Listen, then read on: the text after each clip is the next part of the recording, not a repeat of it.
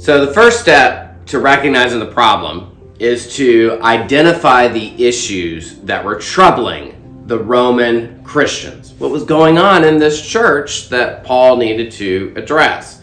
And we can identify 3 issues from Romans 14 and 15. And so I'll introduce each one by reading a few verses from the key passage.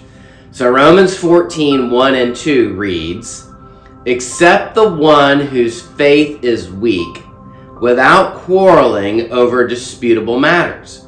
One person's faith allows them to eat anything, but another whose faith is weak eats only vegetables." So one group in the church eats whatever they want, and another group eats only vegetables. And as to that second group, one study Bible notes, while the Mosaic law does not forbid meat, many Jews living in pagan environments would refrain from eating meat because of fears that it might have some association with pagan religion. So this helps us identify the 2 groups. This one group, and they're probably primarily Jewish Christians, they abstain from meat in order to avoid pagan associations. So I want to be clear here. They are Christian. They're followers of Jesus the Messiah. But they're most likely Jewish, and so this is something they received from their Jewish tradition, and they've still held on to, even though they've now embraced Jesus as Israel's Messiah and are followers of Jesus Christ. So that's one group in the Roman church, and that's their practice with reference to food. Then you've got this other group, and according to these verses, Paul says they eat anything because, again, verse 2, their faith allows them to. And when Paul says faith there, he doesn't mean it like the rules of the faith. He probably is almost using faith in this passage as a synonym for confidence. So their understanding of the Christian faith and their belief gives them confidence or freedom to eat whatever they want.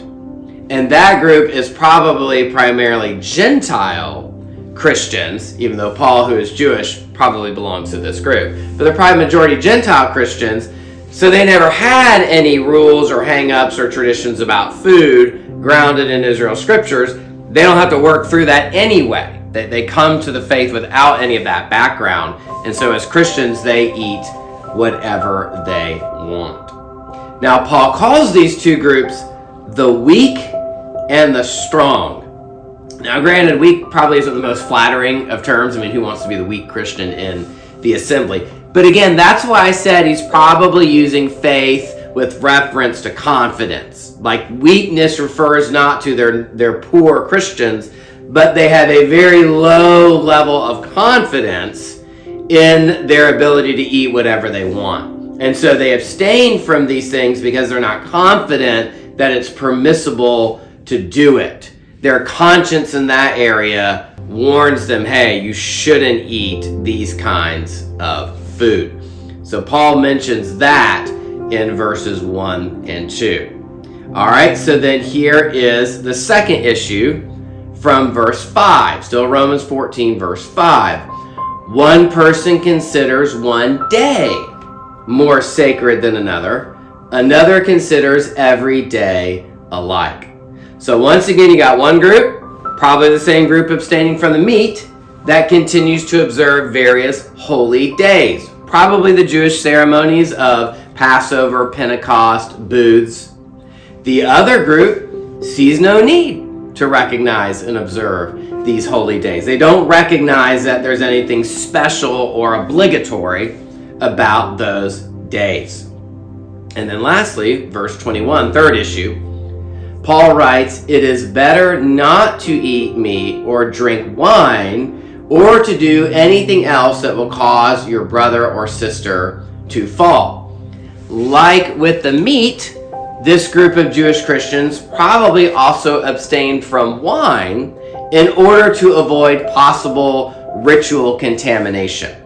Like it may be grounded in what we read in Daniel 1. Remember where Daniel and his friends, they didn't want to eat the king's meat or drink the king's wine. There is nothing specific in the Old Testament that prohibits all of that food or that requires abstention from wine in total.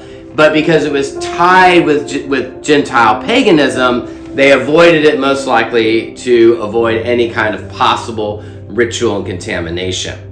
And so Paul's quick reference to wine there, he doesn't go into it in any more detail, but it might hint that that's a third issue that's troubling this group. And so one group abstaining from it, and once again, the other group simply didn't have those concerns. No concerns about meat, no concerns about wine, and no sense of obligation to observe those holy days. So that raises the question then of how did the people in the church handle these issues, or how did these issues affect church life?